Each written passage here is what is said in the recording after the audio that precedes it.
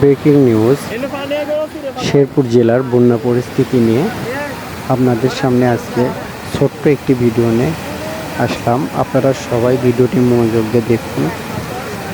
বাংলাদেশের ভয়াবহ বন্যা পরিস্থিতি, যা ভারতের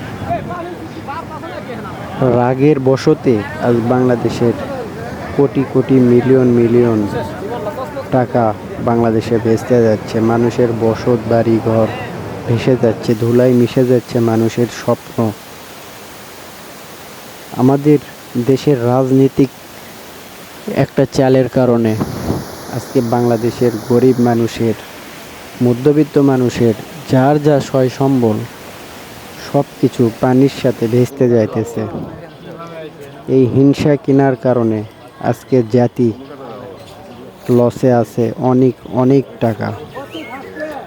শুধু টাকা পয়সা না, বসত ভিটা জমি বিল্ডিং সব কিছু মানুষের তছনছ হয়ে যাইতেছে। মানুষের স্বপ্ন আশা আকাঙ্ক্ষা একটি বাড়ি একটি জমি নিয়ে তার সব কিছু চলে যাইতেছে। আর এই বন্যার কারণে হাজারো মানুষ অসুস্থ হয়ে পড়তেছে। এখন বন্যা পরিস্থিতি